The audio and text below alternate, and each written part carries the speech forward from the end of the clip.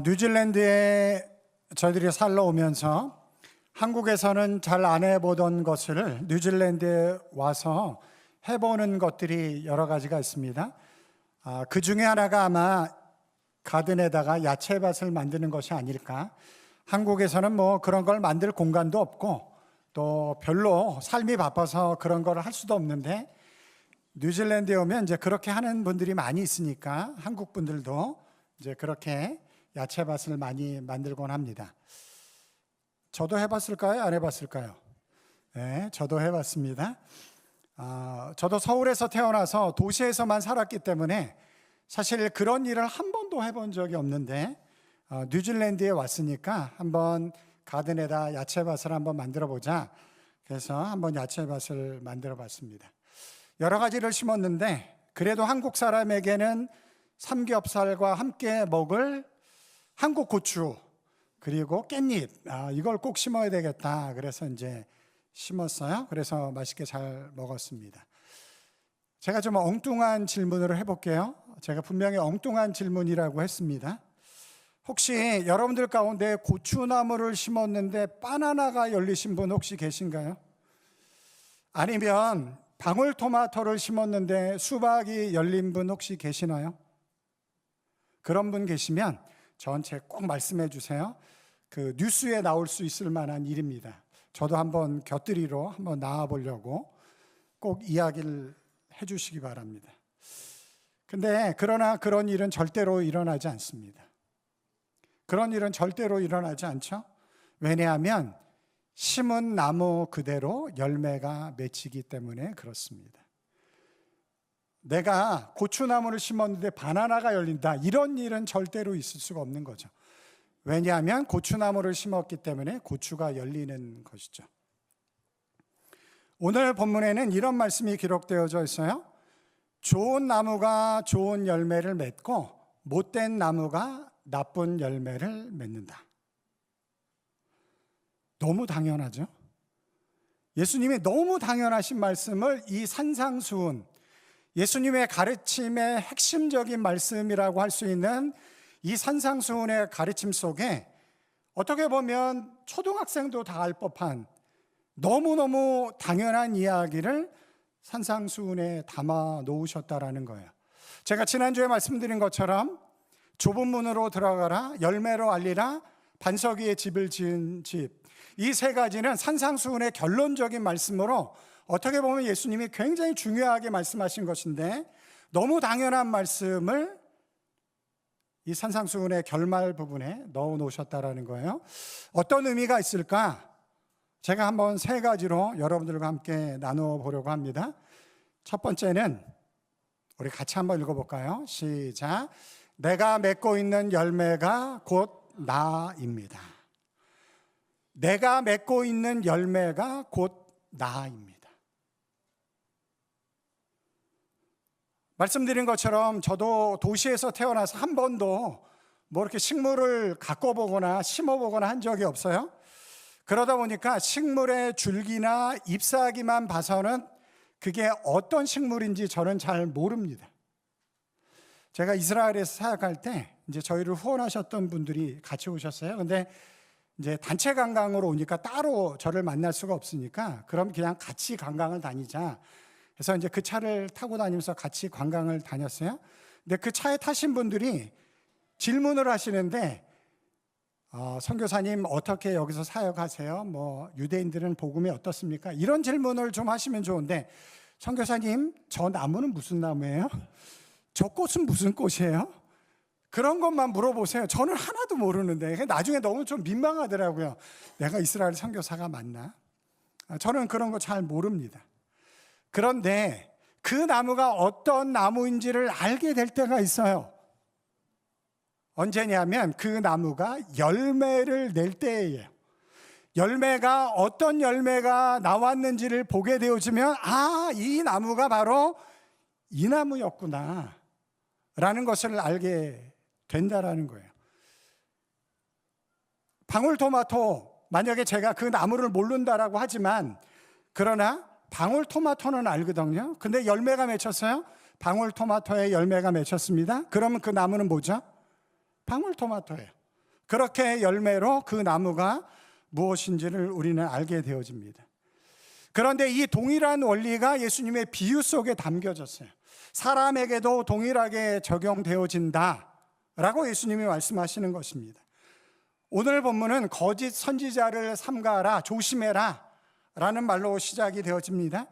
거짓 선지자가 누구냐 하면 양의 옷을 입은, 그래서 양처럼 행동하는, 그러나 본질은 양을 잡아먹는 일이라는 것이에요.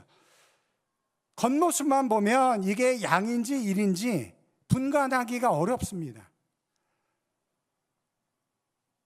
제가 원추리힐을 운동하러 다니는데 요즘에 이제 새끼 낳는 시즌인 것 같아요. 그래서 요즘에 송아지들도 많고 양 새끼도 엄청 많아요. 한번 가보세요. 너무 귀엽더라고요. 그렇게 귀엽습니다. 온순하고 약해 보이고 귀엽습니다. 그러나 그 실체는 양이 아니고 양을 잡아먹는 일이죠. 그러면 구분하기 어려운데 어떻게 구분하게 될까요? 예수님이 이렇게 말씀하셨어요. 열매로 그를 알리라. 16절 말씀인데 우리 다 같이 한번 읽어보겠습니다. 그들의 열매로 그들을 알지니 가시나무에서 포도를 또는 엉겅퀴에서 무화과를 따겠느냐. 여기 가시나무와 엉겅퀴는 아마 양의 탈을 쓴 거짓 선지자를 이야기할 겁니다. 아무리 양처럼 보인다 할지라도, 아무리 양의 모습을 한다 할지라도 가시나무가 포도 열매를 맺을 수가 없어요. 엉겅퀴가 무화과를 맺을 수가 없습니다. 그것처럼 결국은 열매를 보면 그 사람이 어떤 사람인지를 알 수 있게 된다라는 것이죠.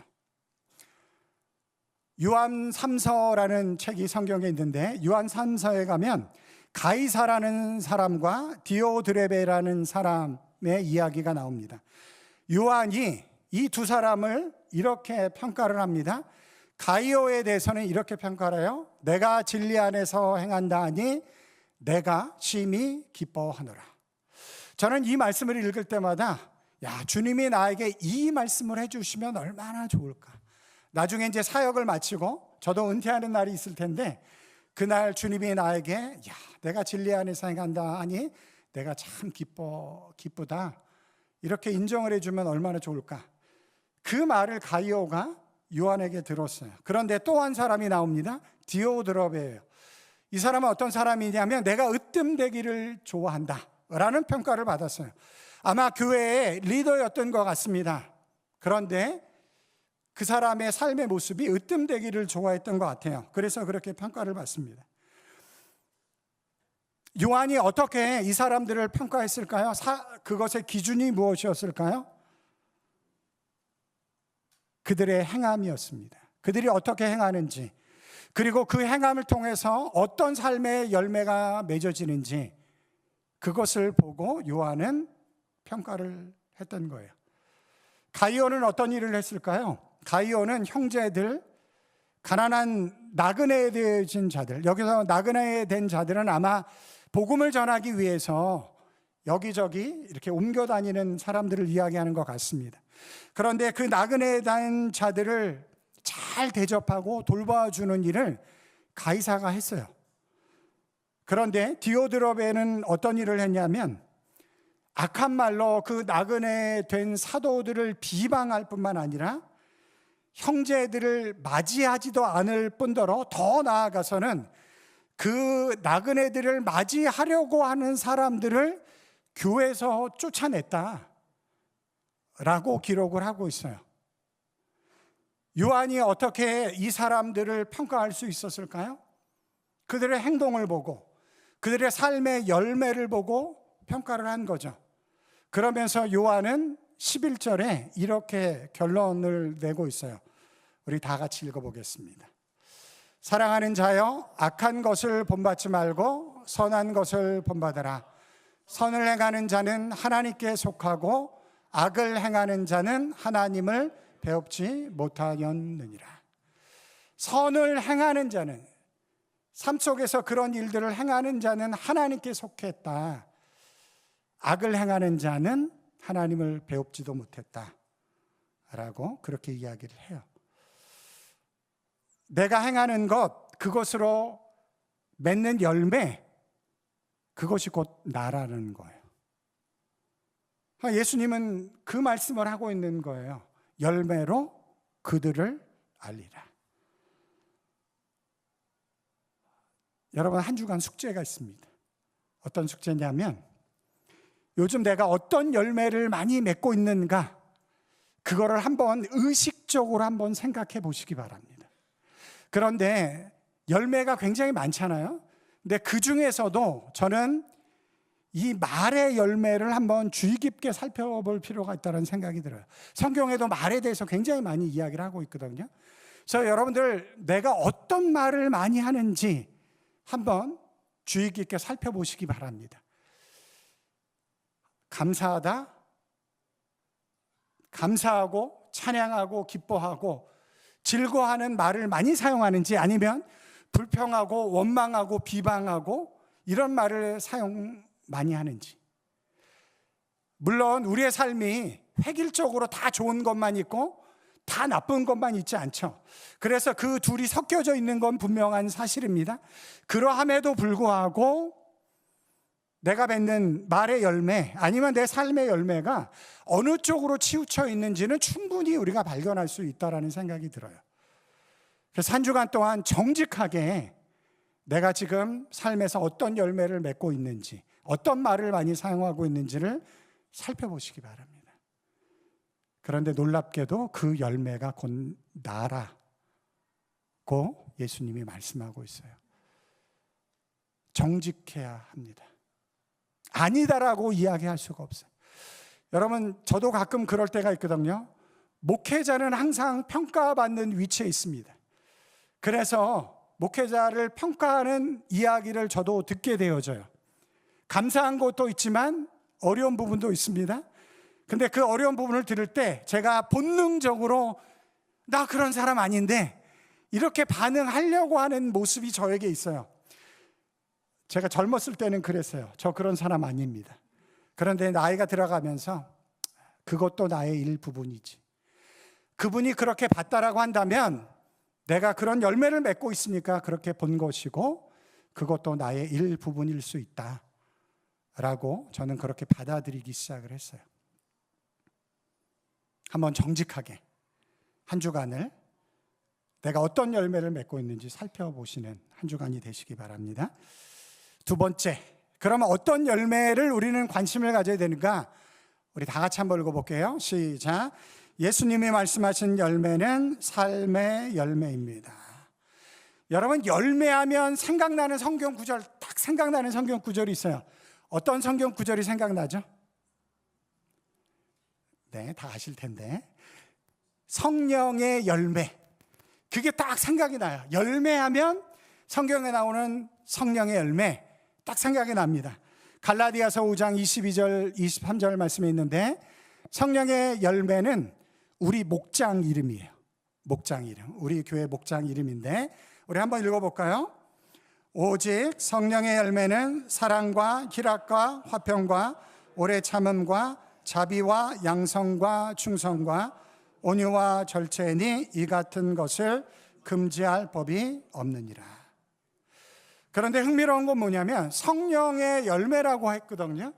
그런데 성령의 열매라고 하면 우리가 생각하기에 좀 신비스럽고 종교적이고 초월적인 성령의 열매니까, 하나님의 열매니까 그런 것처럼 생각이 되어지는데, 성령의 열매라고 이야기를 하면서 제시한 모든 게 다 우리가 이 땅의 삶을 살아가면서 경험하게 되는 인격적인 열매라는 거예요. 삶의 열매라는 거예요. 사랑, 희락, 화평, 오래 참음, 자비, 양성, 충성, 온유, 절제. 이 모든 것들이 성령의 열매라서 신비한 게 아니고 우리가 이 땅에서 경험하게 되어지는 다 인격적인 열매라는 거예요. 삶의 열매라는 것입니다. 위장된 분노의 치유라는 책이 있어요. 저희 교회 도서관에도 있더라고요. 김현주 목사님이라는 분이 쓴 책인데, 그 목사님은 어떤 목사님이냐면 예배에 너무너무 은혜스럽게 예배를 잘 드려요. 그런데 집에 가서는 아내와 자녀에게 폭력을 행사합니다. 분노를 참지 못해요.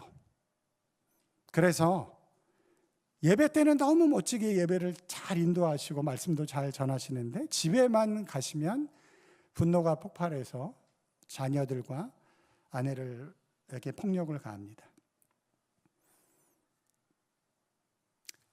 예수님이 말씀하신 성령의 열매는 종교적인 틀 안에서 우리가 어떻게 보면 약간 가면을 쓴 것처럼 행할 수 있는 그런 게 이야기하는 게 아니고, 이 목사님이 쓴 책처럼 위장된 분노의 치유, 우리가 위장한 것을 벗고 나서 우리 삶 속에 드러나는 그런 열매들, 그것이 주님께서 말씀하시는 열매일 수 있다라는 것이죠. 그런데 놀랍게 이 목사님이 그 문제를 인식하셨고 정직하게 자기를 오픈하셨어요. 그리고 힘들지만 긴 치료의 과정을 감당하셨습니다. 그리고 나서 완전히 회복되셨어요. 그리고 나서 그런 사람들을 상담해 주기 시작을 하셨어요. 이제 그것을 기록한 책이에요. 위장된 분노의 치유. 그게 우리의 열매일 수 있습니다. 성령의 열매의 바로 앞에 사도 바울은 성령의 열매만이 있는 게 아니고 육체의 열매도 있다라는 것을 그 앞에 기록을 하고 있어요. 그 육체의 열매가 무엇인지를 제가 한번 읽어볼게요. 19절부터인데, 육체의 일은 분명하니 곧 음행과 더러운 것과 호색과 우상 숭배와 주술과 원수 맺는 것과 분쟁과 시기와 분냉과 당 짓는 것과 분열함과 이단과 투기와 술 취함과 방탕함과 또 그와 같은 것들이라. 근데 이것도 가만히 보면 거의 대부분 다 인격적 열매들이에요. 전에 너희에게 경계한 것 같이 경계하노니 이런 일을 하는 자들은 하나님 나라를 유업으로 받지 못할 것이다 라고 말씀을 하고 있습니다. 예수님은 오늘 본문을 통해서 너무 평범하고 당연한 이야기를 통해서 이걸 말씀하시는 거예요.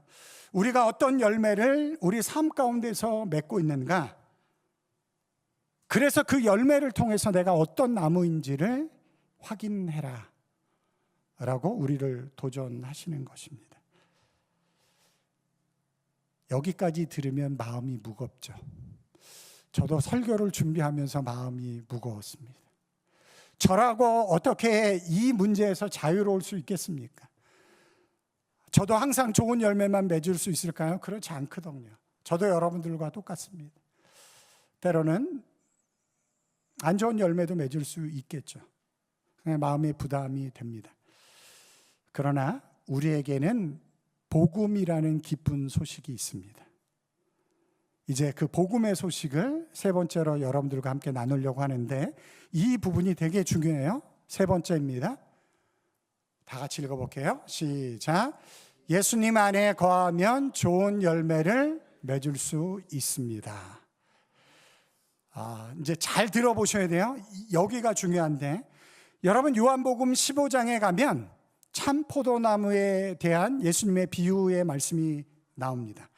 근데 이 비유의 말씀이 어떻게 시작하냐면 이렇게 시작을 해요. 나는 참 포도나무요 내 아버지는 농부라. 여기서 나는은 누구인가요? 예수님이죠. 내 아버지는 누구죠? 하나님입니다. 그러면 이 참 포도나무에서 맺는 열매, 좋은 열매 맺을까요? 못 맺을까요? 맺을 수 있죠. 왜냐하면 참 포도나무 대신 예수님이 나무이고 그 나무를 누가 돌봐준다고요? 하나님이 돌봐주신다라고 하니까 얼마나 풍성하고 멋진 열매를 맺겠습니까? 그 비유가 이렇게 시작이 되어져요.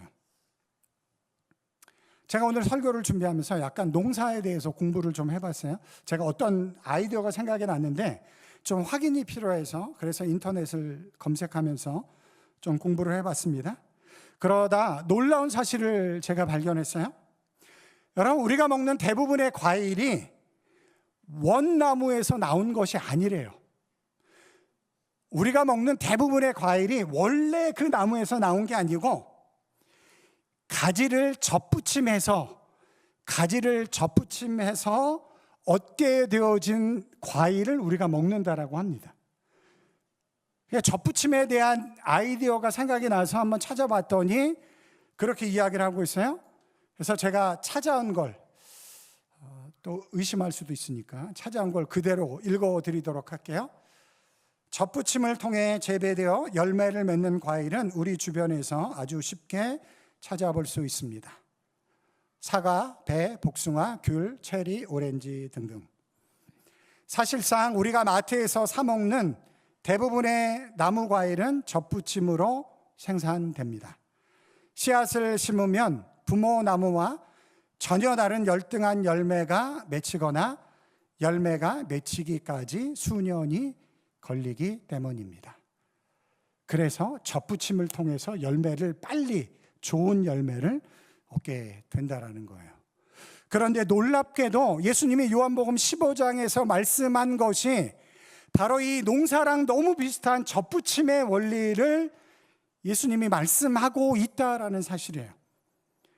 요한복음 15장 5절 말씀, 예수님이 이렇게 말씀하십니다. 나는 포도나무여 너희는 가지라. 우리는 가지예요. 예수님은 포도나무고. 그런데 참 포도나무인데 원래부터 우리가 예수님으로부터 나온 가지인가요? 아니잖아요. 원래부터 아니에요. 우리는 열매를 잘 못 맺는, 열매를 잘 안 맺는 그런 나무에 붙어 있었어요. 그런데 우리가 참 포도나무의 가지가 되어졌어요. 어떻게 가지가 될 수 있죠? 접붙임을 통해서, 하나님의 구원을 통해서, 십자가의 은혜를 통해서 우리가 하나님의 자녀가 아니지만, 예수 그리스도의 자녀가 아니지만 접붙임을 통해서 그분의 자녀가 됐다라는 것이죠. 그래서 이렇게 이야기를 하세요. 그가 내 안에, 내가 그 안에 거하면 사람이 열매를 많이 맺나니, 열매를 많이 맺다니 나를 떠나서는 너희가 아무것도 할 수 없습니다.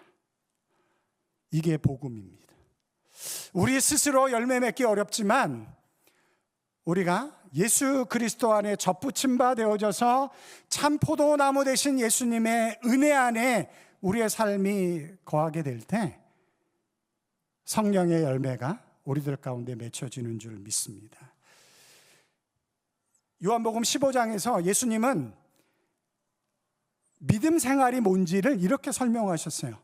열매를 많이 맺는 것, 그것이 신앙생활의 목적이다 라고 설명을 하고 계세요. 그래서 열매를 많이 맺길 원하십니다.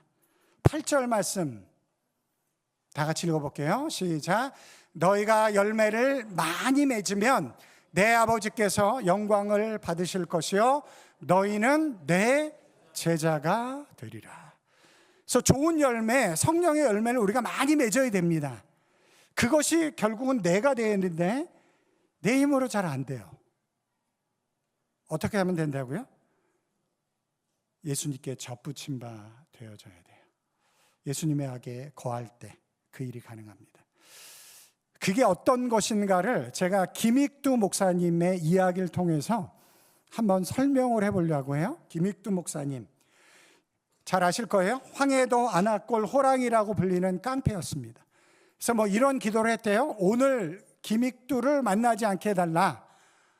그렇게 기도를 할 정도로 위협적인 존재였다라고 합니다. 그런데 이분이 선교사님을 통해서 예수님을 만나게 되어졌어요. 그리고 나서 이분이 어떤 일을 했냐면 이 일을 했어요. 자기가 알고 있는 지인들에게 다 부고장을 보냈습니다. 내용이 뭘까요? 김익두는 죽었다. 그러니까 사람들이 깜짝 놀랐어요. 김익두가 죽었다고? 이야, 너무 잘 됐다. 한번 우리 가보자. 그래서 그 집을 찾아갔어요. 근데 김익두가 떡하니 살아있는 거예요. 그러니까 야, 저런 놈이 다 있나. 오죽하면 자기를 죽었다로 이렇게 사람들을 속이고 이제 그렇게 이야기를 했어요. 그때 김익두가 이런 이야기를 했습니다. 내가 예수님을 믿게 됐다.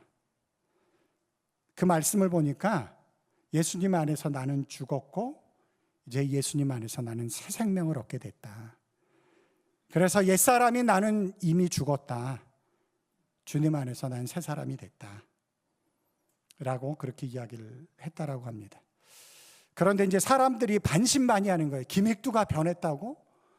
그러니까 한번 시험해보자라고 생각을 해서 어떤 사람이 김익두 목사님이 지나갈 때 구정물을 이제 끼얹었어요. 여러분, 김익두 목사님이 옛사람은 죽고 새 사람이 되었으니까 구정물을 딱 받는 순간에 할렐루야, 샬롬, 감사합니다, 주님을 찬양합니다. 여러분 이렇게 했겠죠. 그건 천국에서나 가능한 일이고 구정물을 딱 던지는 순간 그 상황은 저도 잘 몰라요. 그러나 제가 그냥 추정하기는 김익두 목사님도 분명히 화가 났을 거예요. 아니 저런 놈이? 그런 화가 났을 것입니다. 그런데 김익두 목사님이 뭐라고 이야기를 하셨냐면 저는 이 말이 너무너무 은혜가 되더라고요. 예수는 내가 믿고 복은 네가 받는구나. 예수는 내가 믿고 복은 네가 받는구나. 무슨 말이죠? 너 오늘 죽었어야 됐는데 내가 예수님을 믿어서 네가 오늘 살게 됐다라는 이야기예요.